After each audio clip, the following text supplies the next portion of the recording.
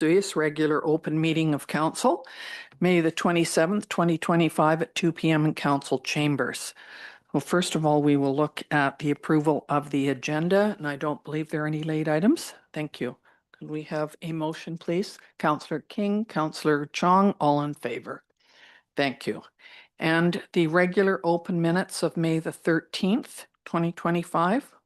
We have a motion, please. Councillor Poderica, Councillor Bennett, all in favor. Thank you. And first off, we have a petition, our delegation for a water meter pit installation and a presentation from Jorg Mardian. Is that you, Jorg? Would you like to come up to the microphone, please, and turn it on? And we can give you a couple of minutes to explain your reason for being. Thank you for coming. Yeah, thank you. So thank you for this opportunity. As you stated, my name is Jorg Martin. I'm a local businessman here. And the reason for my being here is the water meter. Now, I've been in contact with town representatives for about 6 months on this issue. So I'm just turning my timer on a second. So to update you, I have a high degree of electromagnetic sensitivity to EMF radiation. That's why I'm here. It just gives me headaches, ear ringing, and dizziness, and among other symptoms. And when I'm exposed to any emitting devices, so even my home Wi-Fi, I have problems with it. So I've insulated my router, and I use a timer to shut it off at night. And I use a EMF detector, so I know that it works. Now, I've negotiated a meter off option with Fortis BC for electricity and gas already. There's a similar device. So controlling my home environment has led to a noticeable reduction in my symptoms. So I've studied and taught on health for decades, so I understand the intricacies of my environment. I'm healthy in every way except this issue. And so when I control my environment, I'm fine. Without that, I wouldn't be able to function in my business as my headaches would become too intense. So it has been an ongoing issue for years. This issue that I present here is bigger than the water meter. It's about my health and livelihood. That's why I'm here today. There's a 2020 study in molecular science that shows that electro-hypersensitivity is a real issue.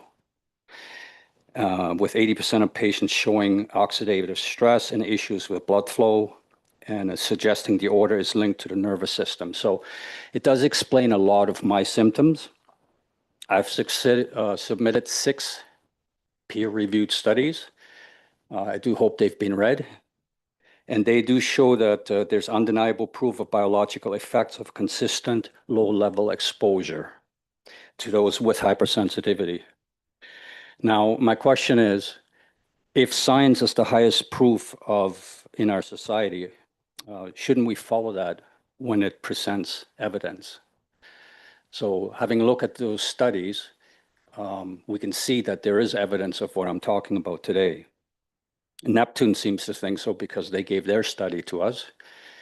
And by extension, I would say the town thinks so because they hired these experts. So you've looked at their studies as well. Now, I'm not here to debate the safety of the water meters, and I'm not arguing against water meter installation. That isn't my issue here today. I'm addressing my condition as it relates to my exposure and the placement of the water meter.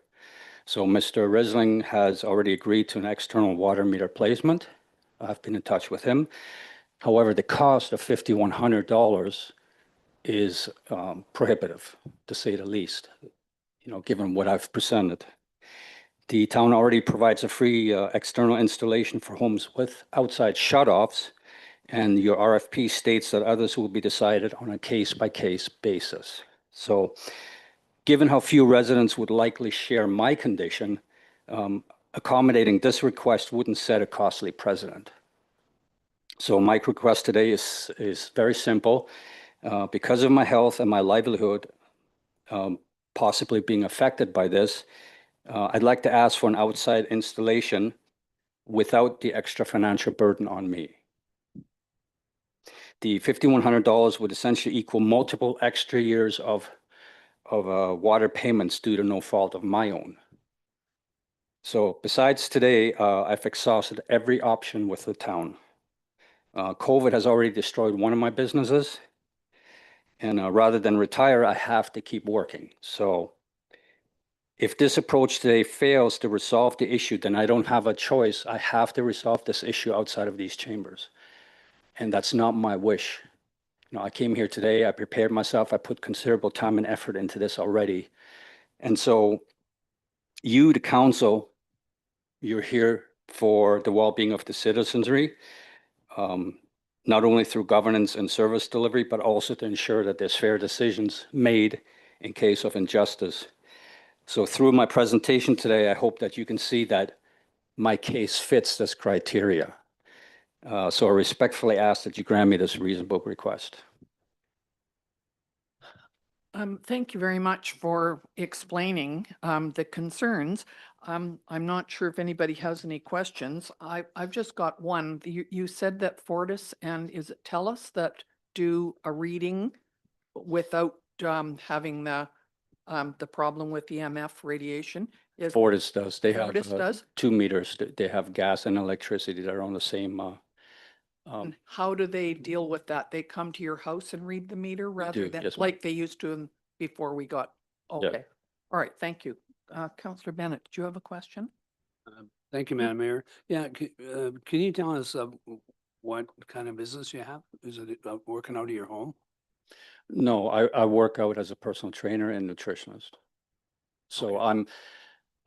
I work outside of my home, but given that if these devices are in my home, I've been waking up with headaches for years and I couldn't place it.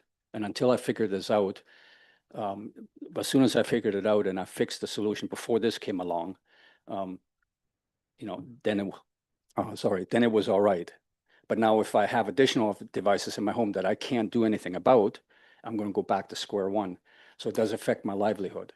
Okay, thank you. Are there any other questions on this one? Go ahead, Councillor Appleby. Are you going to other people's homes? No, Or where do you do the personal training? the local gym and outside of the gym itself.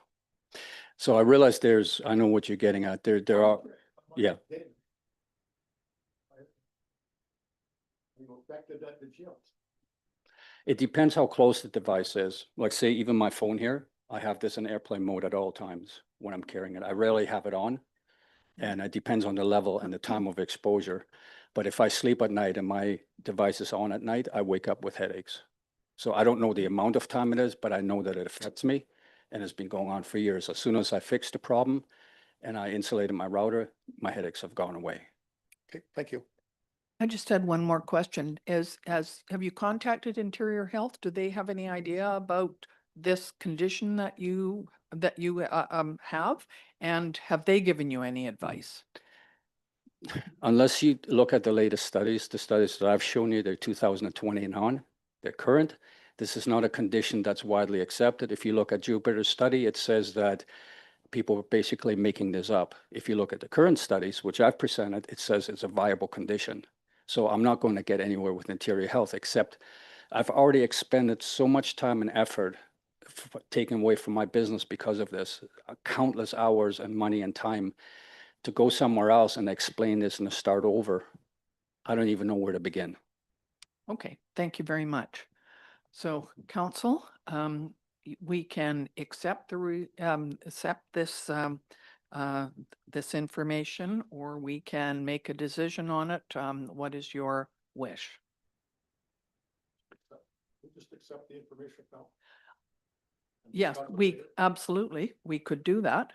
If that's one of the options. Is that what we're going to do then? Could we accept the information and ask staff to administration to have a look at it and maybe bring a report back to us? Does that make sense? Mr. Risling? Or what would Your you- worship, yeah. yes, we can. I think the issue here is, we have a process that we're following.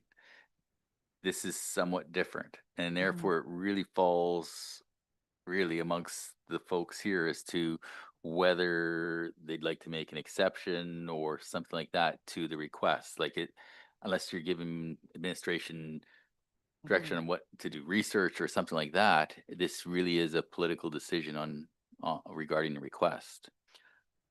I get that. I just think, I haven't seen any of the reports that, that Mr. Mardian has mentioned. He's obviously sent them to somebody else, and we didn't get a report on this today. All we've done is listen to Mr. Mardian, and I'm thinking, not that I disagree with things, I'm just thinking maybe we haven't had enough time to listen to all of this, and I'm not sure. Go ahead. Thank you, Madam Mayor. There is a report in here, and unfortunately, when I read it, there wasn't your follow-up in front of it. It was just a referral to where you could read your reports. So I went to those reports, and it tells what you're talking about. It's not in here. Okay, I'm still trying to. so I'm sorry. Yeah. Yeah, so when I went to the online to look at the report, it showed you were coming to speak, and then there was a whole bunch of places you could click on to read up about it, but I didn't even know what it was for. So now I understand it better. Now you've told us what it is. I'd like to be able to go back and read and see what that is. So I think this time I'd like to receive it, discuss it later, look at this, and then make a decision. Because it didn't mean anything until you told us what it was about. If I may say one more thing. Go ahead. I could easily have this in my home free of charge. Didn't have to come here. I didn't have to spend time, effort, take time away from work. I didn't have to do any of this. It's not something I want to do. And it's not something I'm liable to do out of the blue. This is something that has presented itself as a problem for me. I've done a lot of studies. I did present them beforehand. I was told to do so. I was told these would be studied before I gave my presentation. And I was hoping that would be done today so I could have a decision made. Unfortunately, it hasn't been done. And I'm sorry, that it hasn't been done by us. It perhaps has been done by staff. And so what I would like to do is agree with that and perhaps make a decision later. Go ahead, Councillor Chong. Thank you. With my background, reading papers are pretty easy, but thank you for providing those links. They're very informative. So to clarify, with EHS, you're not talking about exploding head syndrome. You're talking about electrohypersensitivity. Yes. Good, thank you. In terms of the water meters with the cellular, how often are we batching data? Do we know? Is it? It is every few seconds. Okay. Yeah, and I can provide council with what Neptune has provided as far as the levels of, Mhm. I don't know what you call it, The the EMF. radioactive EMF, waves. Yeah. With their Wi-Fi, do you use a Faraday cage to insulate against EMF? I do. Then theoretically, we can use a Faraday cage to insulate an internal water meter system or the unit itself, and then you could just open it for X amount of time so that it could batch and ping the data every month. So Faraday gauge is 100% contained. My understanding is there are some that can be opened. And I mean, it's a compromise, right? I did not look into all the Faraday cages and all the different designs for efficacy. But my understanding is, in my head, if there's a solution where we can still have an internal install, but something we can put over it to block the EMF, that's a win for you. It's a win for us. And it doesn't exactly interrupt the data batching schedule because it pings every 3 minutes anyways. So we should be able to get the same level of data. But I mean, that could be an idea we run by Neptune to see if it's feasible. So not to belabor that point, these are not 100% contained either. So the more devices I have in my home, they still have to let some out. So I'm trying to have the least possible in my home. I'm just trying to get council to understand. If you've ever suffered from headaches for years and years, which I have, this is something that I've, brought to a solution now. And I'm paying more to have Fortis to turn their devices off. That's 3 or 4 devices now that are going to be in my home. I'm trying to eliminate this. This is my only sanctuary. I'm not getting any younger. And I need to have this stop so my health is good. These devices aren't 100%.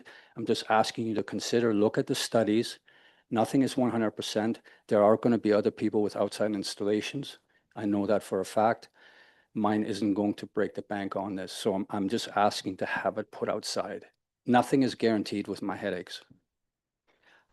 I totally understand. I've had migraine headaches for years as well, so I know. Go ahead, Okay, thank Councillor you, Mayor. King. You mentioned about a cost of 5,300 if we put it outside. Would you be willing to pay a portion of that if we chose to do that?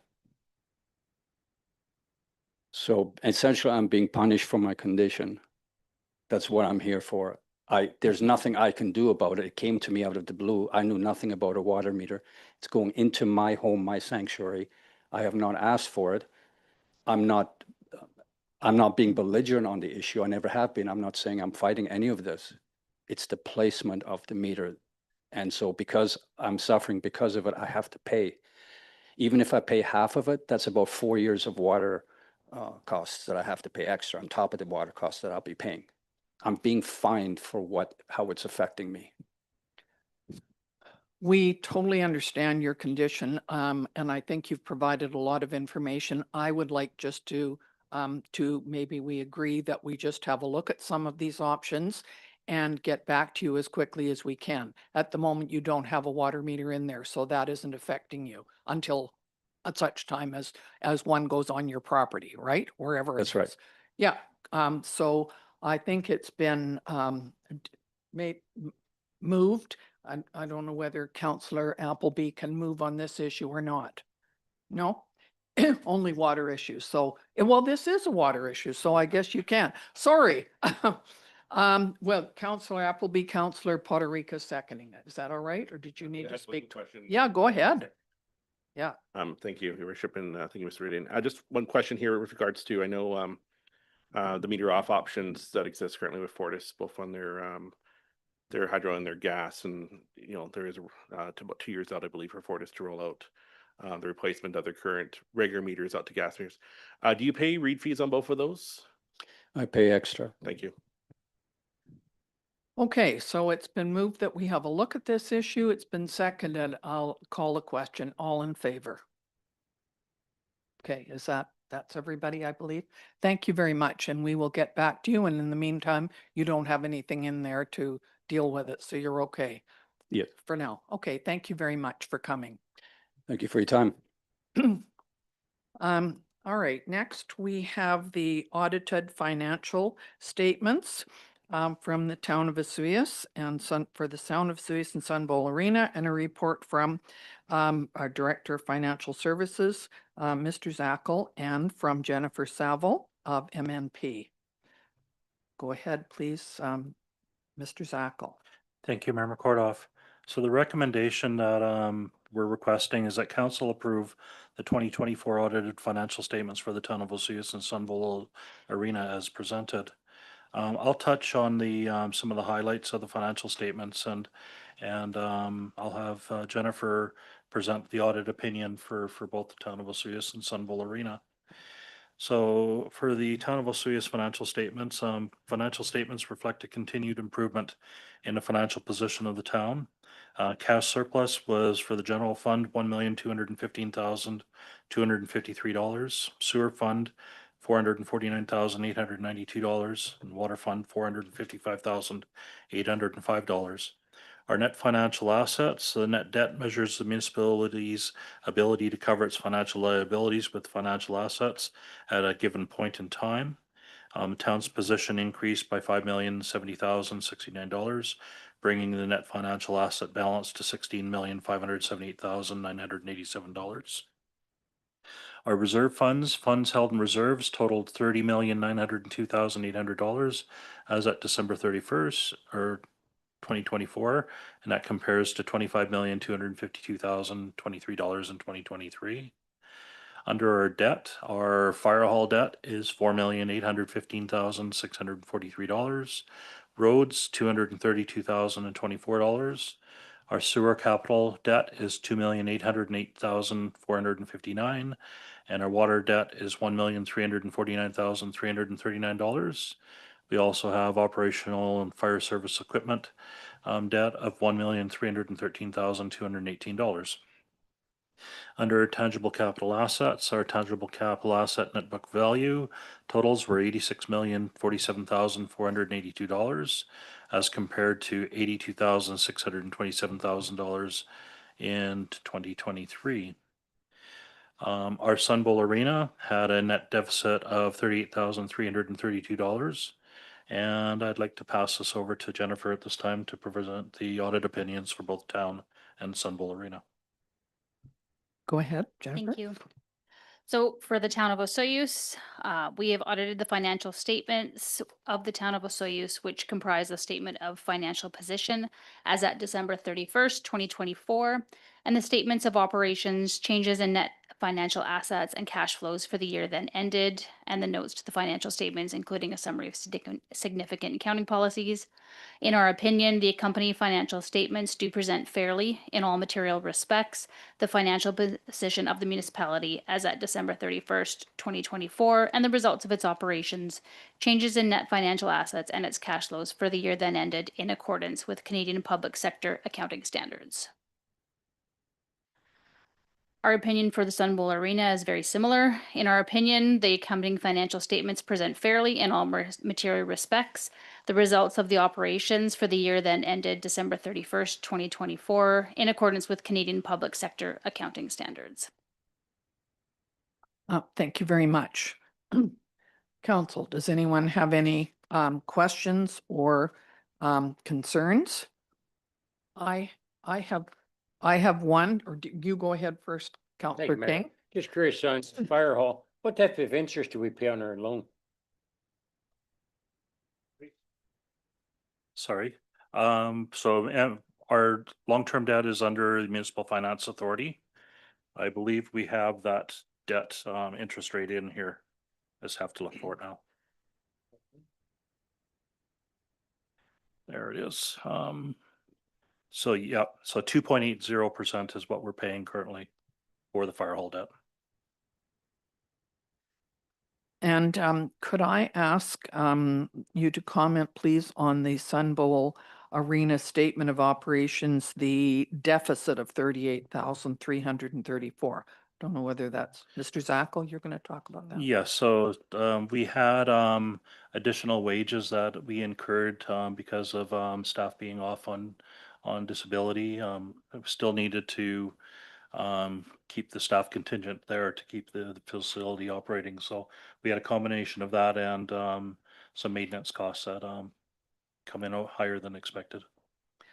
Thank you. And on the same page, which is 51 of 95, at the top, the revenue, Town of Osoyoos grant funding for 2024 was $38,525, and for 2023 it was $250,000. Can you explain the difference there? Yes, so we had budgeted to have the chiller replaced and a heat exchange, I believe, for the Sun Bowl Arena. So we had started that project last year, but it didn't get completed because we ran out of time. And so it was carried forward to 2025. Oh, okay. Go ahead. Thank you, Madam Mayor. The interest rate on the loans like the MFI, do they work like a bank loan? That's every 3 years or 5 years, or are they adjusted, or do they stay the same for the term of the loan? No, so what we've got with our long-term borrowing is if it's a 20-year debt, we will lock in for 10 years. After that 10-year period, then the interest rate gets renewed over a 5-year term. So the last 10 years, we would have interest rate bumps both times. So that's when you'll see those interest rates change. Welcome. Hey, anything else? Any other questions? Any other concerns? Go ahead. You have a Councillor King. major surplus of cash on hand at the end of the year. Is that because we got a grant and we just haven't spent it? No, the majority of the surplus was from returns on investment, so interest rates. We earned a lot more interest than what we budgeted for, so that goes into our surplus. Well, again, it shows 29 million and last year was 812 million on your financial assets. So it says cash. So that's a combination of all of our grants, Yeah. our cash and things of that nature, yes. Right, which we're planning to help with the water treatment plant. That's why we're keeping it there, and we want interest on it too. Okay, anything else? Then there is an option here that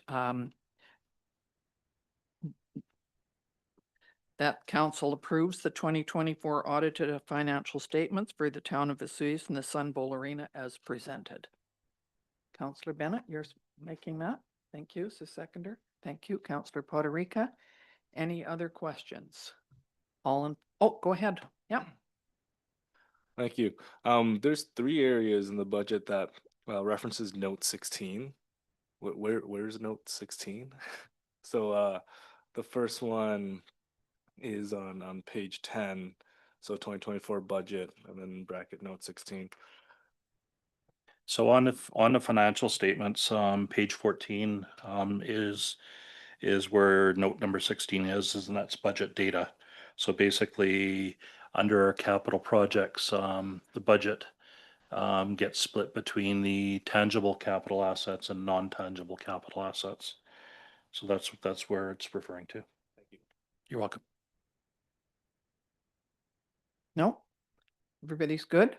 All right, so it's been moved and seconded. We just need to take a vote on it. All in favor? Thank you. That's carried. Thank you very much, Ms. Saville, for coming down from Vernon today to be with us. So I hope your trip home is as good as the trip down. Thank you very much for helping us. Okay, next on our list is the water matters and Water Districts 8 and 9 financial accounts. Recommended that the reported expenditures from accounts payable be received for information. As of May the 27th, 2025, they are in the amount of $63,296.54. Could we, Councillor Appleby, Councillor Marrera, all in favor? Oh, go ahead. Sorry. We'll do that before we take the vote. Yes. Last item.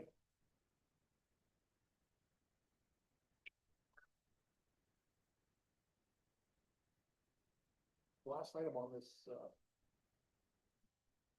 item on this report here is to a Maurice Witzke for the tune of $9,000. Can we ask Mr. Zackel about that? Do you? He's a staff member that is working with. Sorry, could you please put your mic on? Thank you. You're welcome. He's a staff member with the town under contract. So there's work that he's doing in the utility departments for water, sewer, and water district. So that's what the cost is for that. We've never paid for that before. No, he's just, So through your worship is, yeah, we have several vacancies within the utilities. We don't have a superintendent, and I think we're down 4 water, wastewater operators. So we were able to secure some resources from an individual that has some skills in this area, and that's what this is doing. So we're down basically 5 staff out of 8, 9. And so we brought in some additional help to do just the basic necessities. So that's what this individual is doing. so normally it would have been under wages. Yeah. Where we would have been expending that. So, but because it's gone through, because it's paid it through accounts payable, it reflects on this report. Okay, my question in this, I guess then is all the work he's doing is directly attributable to the district? It's, Like we divide the cost of cleaning carpets up at the office up there. and these costs are split between all the utilities, so water, sewer, and water district. So water district is not paying for all of those costs. But this is water district's invoices. Correct. Correct. But he's paid a lot more than that. Okay, Yeah, this one only shows the water district portion of it. And there's town and there's town water and sewer that's also coded for his expenditures as well. okay. Thank you. Okay, any other questions then? No, so we took the vote. Do I need to take it again? Okay, so it's been moved and seconded. Could we have a vote? All in favor? Thank you very much. All right, community garden is next. Mr. Davis. Thank you, Madam Mayor. Before you is a recommendation as an intent to lease the community garden. And when we get the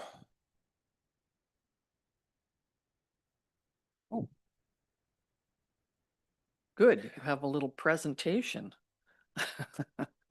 Go ahead. the garden has been at the Sonora Community Center for the last 5 years. And the lease agreement is actually coming to an end, and now we want to bring this back as a disposition of land. As I said, it's been active for 5 years. It assists with programs offered by Desert Sun Counseling, some of which they produce the meals. They get the fresh produce from there. They also offer programs where parents and children cook and learn to budget. And several plots are open to the public. So there's a couple of options. Can I just stop you? Those are the plots that are over beside the parking lot at the Sun Bowl? Yes, that's correct. That's the And- community garden. Yeah. And is that where some of the plots are open to the public as well? Yes. That area? Yep. Okay, Yeah, thanks. that's correct. Yeah. I've just seen workers there. I didn't know that was part of. Did you Sorry have to a interrupt question you. too? Thank you, Madam Mayor. Have you had any requests from the public, any portion or a certain percentage? So what happens is, as part of the agreement, the Desert Sun Counseling will deal with all that. And they actually get something in return for that as part of their fundraising. So, Oh, it's Desert Sun that looks after That is dealing. correct. Okay, Yeah. thanks. Yeah. So there's a number of options here before council. One is to do the notice of intention, or that council does not authorize this notice of intention to lease this property, or we bring this back for administration at a later time. And the recommendation is to move forward with this notice of intention to do this again for a 5-year term at a rate of $1 per year.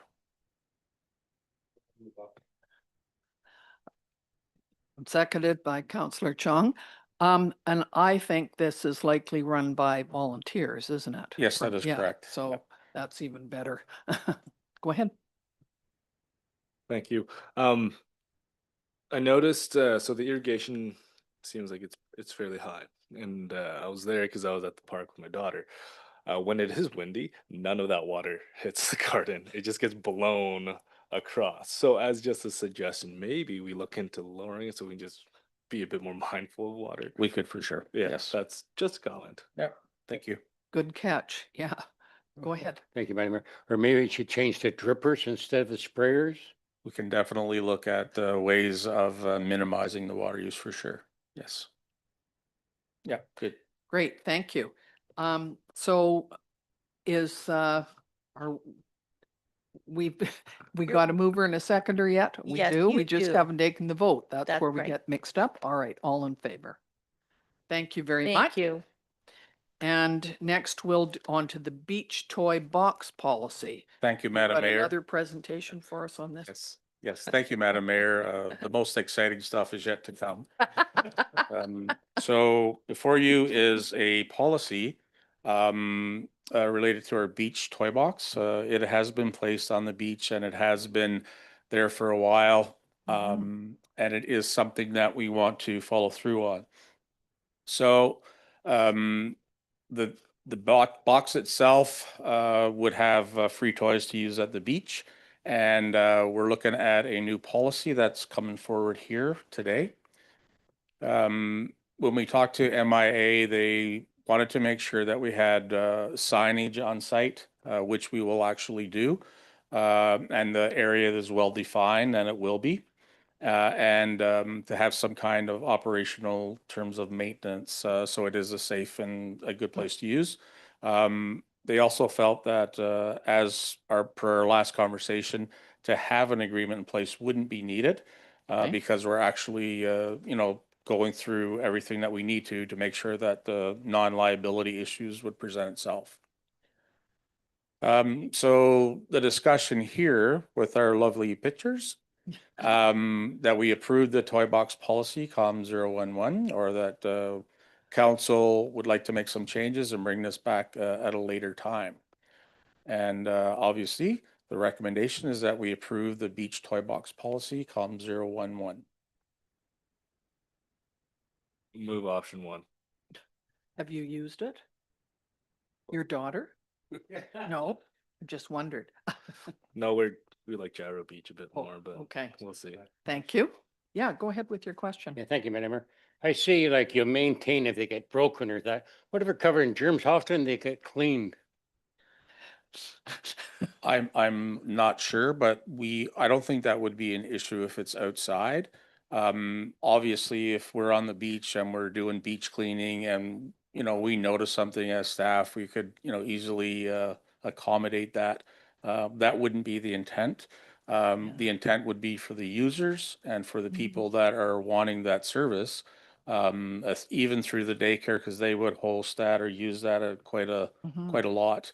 That they would, take the onus on themselves to clean it, or let us know. And that would be something that we could address through the policy, where, something would get, something that's very important or time sensitive would get taken care of in a quicker fashion than something that's not. Go ahead. And I guess, can that be added to the policy? Quite simple. Because, I mean, I think the project's a great idea. It's just I've had people ask me, what if there are germs on it? People can't see the germs that are on it. So I'm just curious if they get wiped down once in a while. Go ahead. Got anything to add? We could probably make some kind of amendment for that. The intent here, though, is for less maintenance for our I staff. know. Yeah, Again, this wouldn't be that much different than a playground. I know during COVID would be a bigger issue than it was now, but being outside and being, stuff in the dirt, I don't think it would be necessary, to be honest. Well, I- I just answered, but I guess like with the smallest stuff, kids are liable to put this in their mouth. So it's a little more different than a play park, I would presume. I mean, I think it's a great idea. I support it. I just wonder if the people who are donating the box, if they would have the responsibility, maybe go by every couple of weeks and just wipe the stuff down. We could include something to that in terms of having it cleaned if it's used, like toys or something to that. But I just think having that service, I don't think that would be. I Yeah. don't think you could do it either, but go ahead. Thank you. So during the dreaded 2-month shutdown of COVID, having to, of course, with the health clinic, looking at all the sanitation protocols and what survives, what doesn't. So for reference, the COVID-19 virus, I believe if it's 50% humidity and a temperature of 30 degrees and higher, survival is like 4 minutes on an external surface. And that's pretty hardy. Other bacteria pretty much disintegrate pretty quickly with UV exposure and with higher temperatures. So things do self-sanitize in a manner. With that said, I mean, if someone decides to, throw up in one of the pails and leaves it there, I mean, there's nothing you can do about that. That's garbage. But I think the risks of germs, of bacteria or viruses and all the nasty stuff on an outdoor surface is actually very, very low. you don't really need to sanitize a lot of the outdoor surfaces. It's more so indoors when you are in a controlled environment. There is no UV because UV light it destroys bacteria and viruses as well. So I think it's I think this one is not a considerable issue.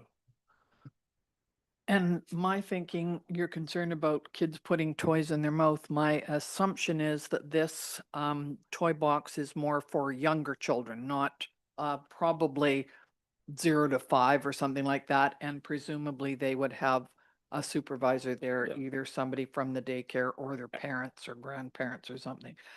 So there has to be some responsibility, I guess, for the caregivers, unless Jim's willing to go down. You're kind of making an assumption. Kids run all over the place. I know. Like I said, I do support the idea. I just have a bit of concern over the germs.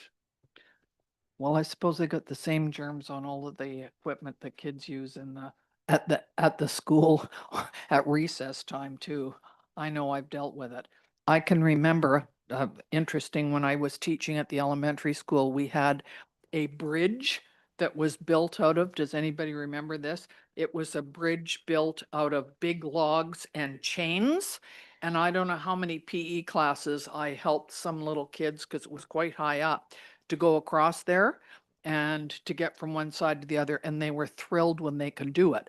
Unfortunately, there were a couple of broken legs because kids got up there and fell off. Do you remember that, Zach? Yeah, and so guess what? We had to take the thing down because it was considered dangerous. And you know what? It was a great experience for a lot of kids to have, to be able to get over their fears of climbing. Yeah.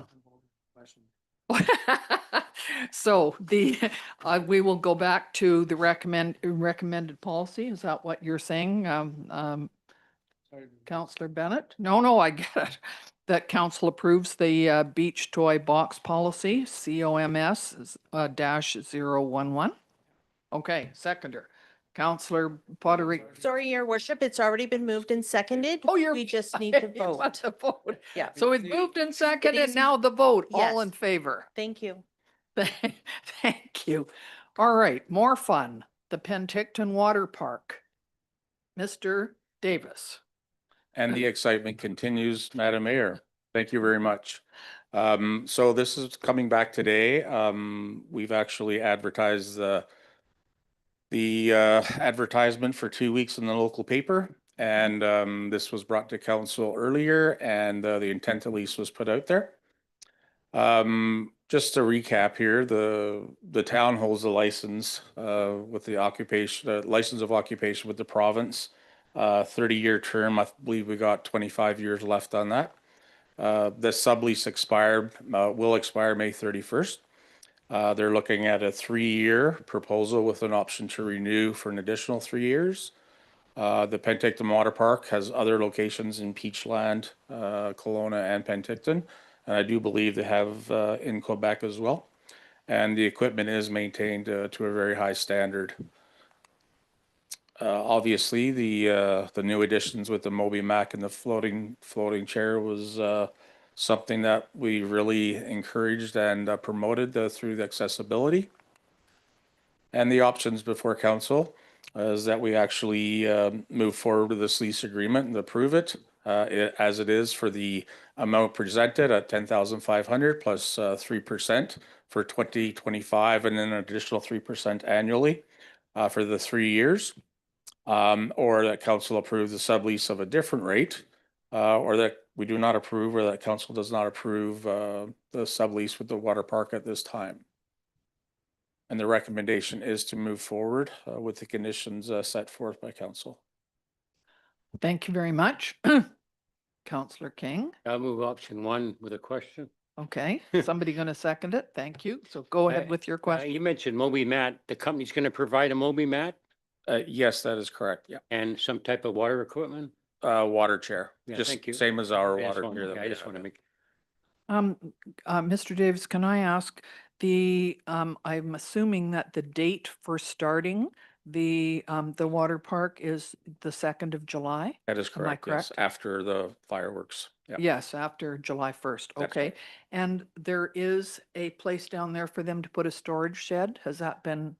Just what we had talked about in the past. I know they had wanted to do something a little bit bigger, but there's nothing actually designed yet. Okay. So that's something they want to bring forward as we move along.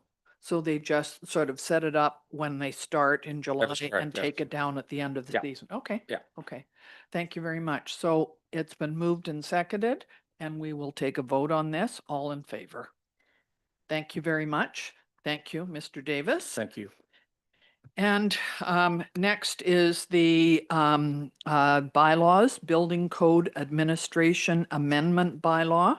So it was read a first, second, and third time on the 13th day of May, 2025, and today we are looking for adoption. Is there someone who would like to move the adoption of this bylaw? Councillor Chong, Councillor Bennett, all in favor. Thank you, everybody. And next is council meeting reports for me, for Councillor Bennett, Councillor King, and Councillor Poderica, who attended Silga in Merritt. Could we have a motion, Councillor Chong, to move this? Seeing as you were the one who wasn't there this time. And we have a seconder, please. Councillor Poderica, all in favor? Thank you very much. And we now have the Accessibility and Age-Friendly Committee minutes from April the 17th, 2025. Councillor King, you were at the meeting. Is there anything that you needed to report on here? Or would you just like to move the adoption? Well, I could move it, but I guess the important thing, if you're aware, you might not be aware, but this Saturday, our trike is going to be down at Gyro Park at 9 a.m. till 1 p.m. So we encourage people. Good idea. Excuse me, Yes. excuse me, Madam Mayor, that was changed. It's going to be at the farmer's market. So we do have something scheduled for this weekend because it's Access Awareness Day on the 31st of May. Okay, so they'll. Sorry, Councillor King. So you're going to have a booth at the farmer's market and, oh, good. All right. So what we're looking at, Councillor King, is that the, this report be received for information. Is there a seconder? Councillor Bennett, all in favor? Thank you very much. That's carried. Okay, next we will ask Mr. Risling for his report, please. Thank you, Your Worship. Yeah, we keep improving things, and what you'll notice is we've got some park information signs going up. I think a couple of them have already been installed, one at Gyro and the other one at Cottonwood.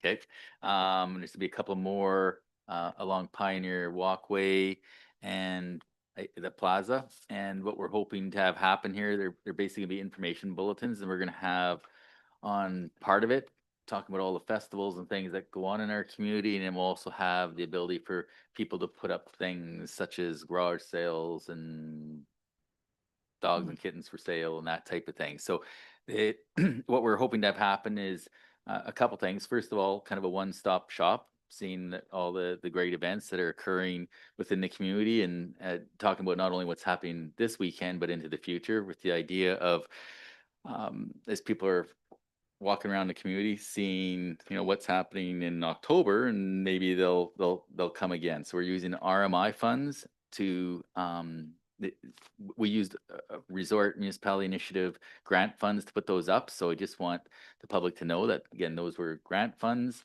that we utilized, and those grant funds had to be used towards tourist type things. So I think one of the added benefits to the residents is that, again, we're hoping that things like garage sales and things like that are advertised there, and that will reduce the amount of garage sale signs that we see actually posted illegally on telephone poles and that type of thing. So what at some point here, as we get staffed up and all the boards are up, that's one of the things that we're going to really try to promote, just to reduce the litter on some of the other infrastructure that requires a lot of staff time at some point to go and rip down. So we're seeing this as a good information type thing, get all your information in at one stop, plus reducing staff time on removing outdated signs.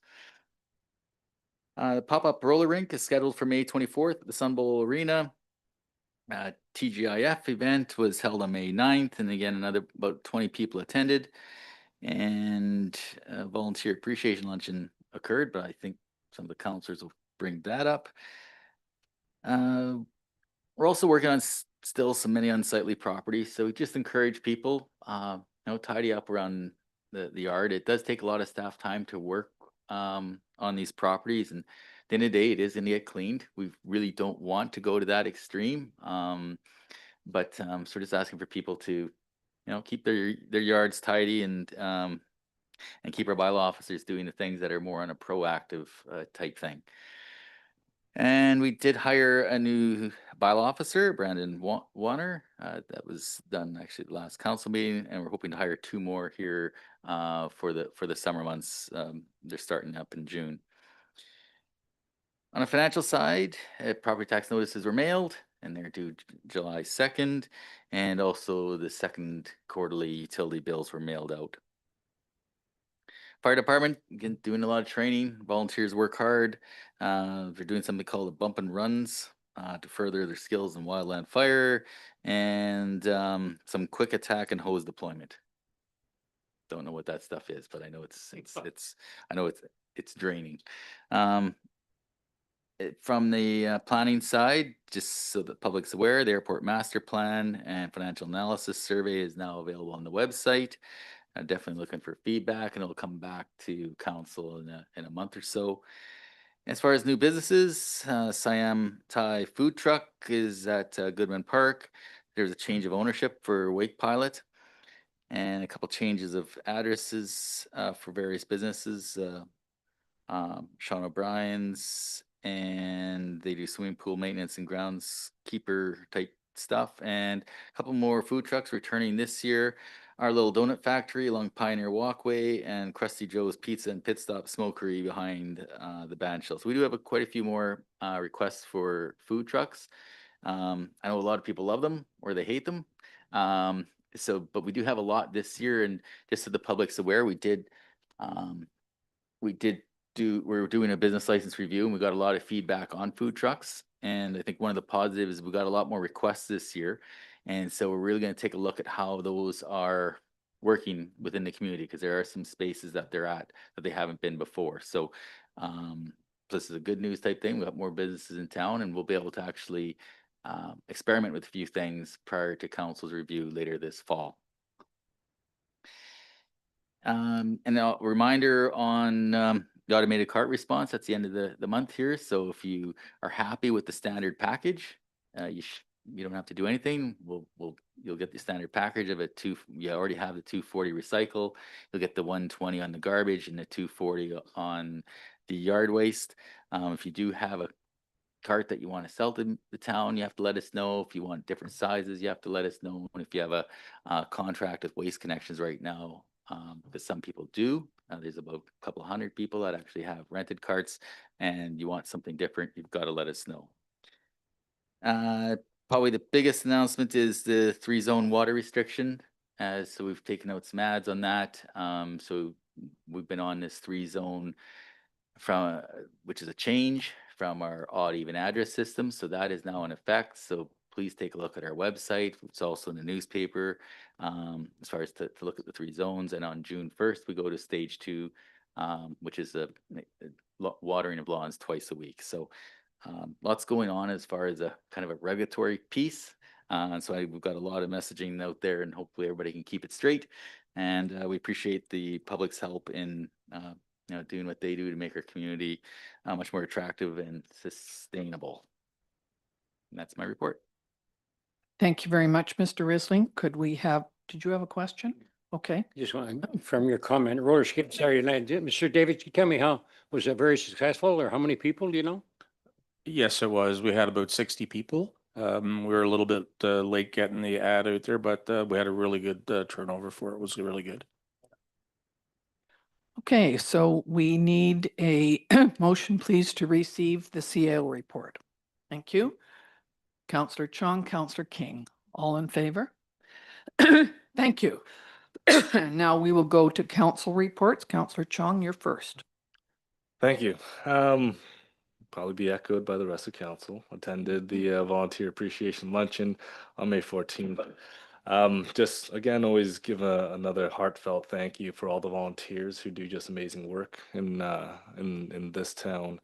And I have a question for your worship. How many years have you been volunteering in this community?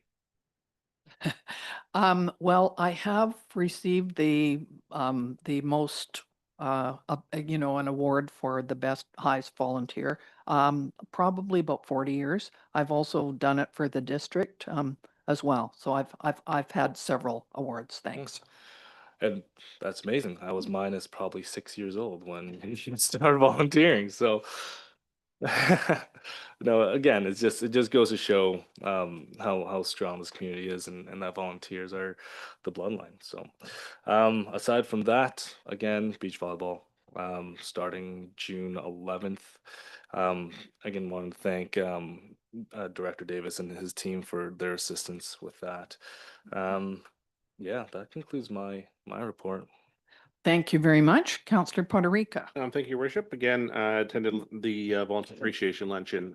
Again, thanks so much for the incredible work our residents do in our community each and every day. As well as last Wednesday, attended the South Okanagan Chamber of Commerce's business networking event at Footprints over at Spirit Ridge.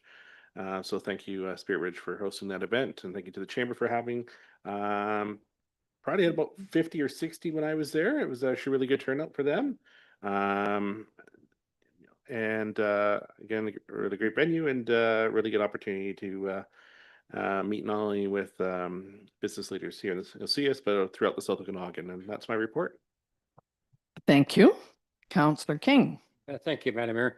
As you heard, I also attended the volunteer luncheon and really want to thank all the volunteers for all the great work they do in this community. Also attended the Accessibility Age-Friendly Committee last week, along with yesterday. I was on a conference call with Community Futures. I represent the town for Community Futures. And I don't know if you're aware, they're leasing their building now because they actually own it to doctors. So there'll be 6 or 8 doctors in one place under administration. So it's great to see it move forward in Penticton.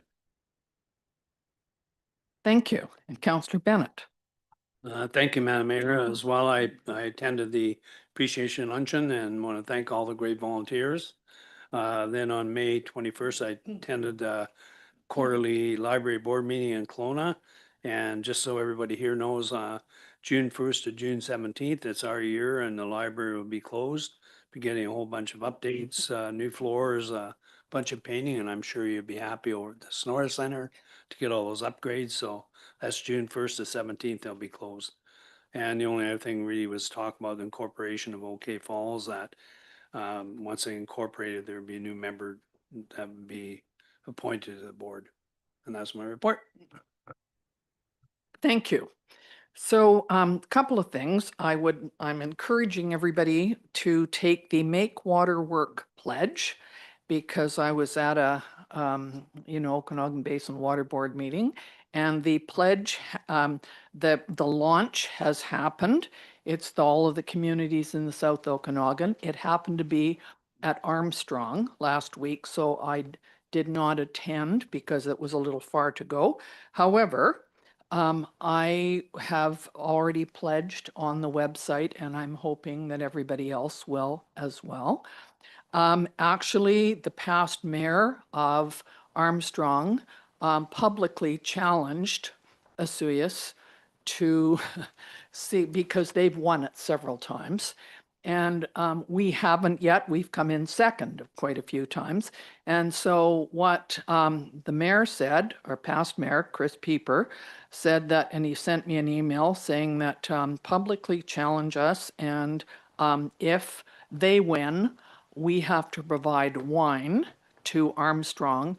And if they win, they will provide Armstrong cheese to us. Now, there wasn't a talk about how many bottles or how many pounds of cheese, but that challenge is on. And so I'm encouraging everybody in Osoyoos to sign up. It takes probably 30 seconds to go on take the pledge. And unfortunately, Oliver is already ahead of us in numbers, and that is not going to work for very long. So I encourage everybody to go on there. All we're doing is saying, let's protect our water, let's make it work responsibly, and I think we're all involved in that. So that was OBWB. And last week I was over at the RDOS.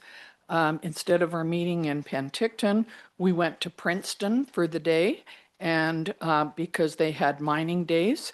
And those of us from the board and many other people as well were on buses, and they took us up tours of the Copper Mountain mine. It's fascinating. We got taken around to see, they did a blasting at one time, and they had all of the, on the other side of the valley, actually, we had to stay, but you could actually see the smoke, feel it, and hear it. It wasn't that loud, but you know, it was interesting to watch that. And they have these big trucks. I don't know what they're called, but there are some people here in town who actually work at the mine. And there are quite a few people from the South Okanagan, Similkameen who work there. And these trucks are so big. I think I did send council, and there's a report somewhere from the RDOS on this, that there was fully loaded with the rocks. I bet they're 25 feet tall and probably 25 feet wide as well. They're enormous. And they did a one truck going up a hill, and they had two tracks. One of them was full, and it was going up using diesel, and 11 kilometers an hour is their top speed. It's a 10% grade. And then they had another one that they're using, the only place in Canada apparently to use this right now. And the truck is powered by Fortis, by electricity. And they go, once the truck gets started, it hooks onto the power lines like a trolley bus that I can remember from my youth. And it goes 22 kilometers an hour going up the hill, the same hill. So that was quite interesting. And it was just a good day, and we were happy to be there and to enjoy what is a local amenity. And with so many people working there, that we need to do more of it. So they do this mining day once a year. I also attended the, of course, the volunteer luncheon like everybody else did, which was great. But I went to the museum AGM on Saturday, and they do this once a year. They give a report on what they're doing. They're an amazing group of volunteers in there as well, and they're doing a lot more activities in combination with things that are going on in town. For instance, at Christmas Light Up, they had an open house over there as well as at the same time or before the parade. That was a good thing. And the people who have who are on the board, I think there's 7 of them, they are so highly qualified. I couldn't believe it. When I was there, there are 3 people that are on the board for a 2-year term. And so every year they nominate more of them to be on. You can only be on for 6 years. And there were 4 positions left, but there were 5 nominees. And so they each got up and gave a little speech about why they should be included on the board. And we had to vote at the end. And I said, gee, isn't it too bad all 5 of them couldn't be on, because they were so keen and so well qualified in fundraising and volunteering and stuff. However, they had to vote in 4. So I think I was pretty amazed, and I was very pleased to be able to be there. I've been on a International Lake Osoyoos Border Control drought call. We are not at the drought stage yet like we were last year, although many times over the years I can remember being in a flood situation at the beginning of the season and a drought situation at the end. So we certainly could be in a drought at some time. Our board meets at least once a month to assess the situation again and make sure. And a drought situation just means that we allow a little higher level of water in the lake if we can, in order to preserve water for food, fish, and firefighting. And at the end of the season, probably in August, the dam operator in Penticton will allow a sort of a flush of cool water from Okanagan Lake down the channel and coming into Osoyoos Lake, raises the level a little bit, but it allows a band of cold water to go in because that's what the fish need. Otherwise, in the summertime, it can get too hot for the fish and they don't do well. So that was interesting. I've also been at some Osoyoos Festival Society meetings, and we are busy working on the Cherry Fiesta. And this year, it's the 75th anniversary of Cherry Fiesta, and there is a parade, of course. We are trying to get some of the past ambassadors from 1949 and on. We have a list of them, Kara Burton and I, and to try and get some of them to be in the parade and attend Cherry Fiesta. So it's going to be a fun activity that day, and there's fireworks at night. There is I think it's on the 13th, June the 13th, Thursday. If that's a Thursday or Friday, can't remember. And there is a dance and a fundraiser at Watermark Beach Resort. If you'd like to go, there are tickets available on festivals, Festival Society. Oh, it's a Friday. Okay, whatever it is, 13th. The 14th actually is a children's concert, and we used to have children's concerts here, I think about 40 years ago, and we had several of them. And this is put on by Home Hardware, Francis, and by the Music in the Park. And so it's going to be outside here. It's actually starts, there's a hot dogs, I think, over at the museum, and then there's performers here, and it's for kids of all ages. So it's just part of Music in the Park, just an added one specifically for kids. So watch for that. And that's all that that I had for my report. So I will now move into the in-camera section. Pursuant to 91C of the Community Charter, a part of the council meeting may be closed to the public if the subject matter being considered relates to one or more of the following. Section 91C, labor relations or other employee relations. 91D, the security of the property of the municipality. 91G, litigation or prudential litigation affecting the municipality. 91J, information that is prohibited. 91K, negotiations or related discussions respecting the proposed provision of a municipal service that are at their preliminary stages and that in the view of the council could reasonably be expected to harm the interests of the municipality if they were held in public. Could I have a mover and a seconder? Thank you. Councillor King, Councillor Poderica, all in favor.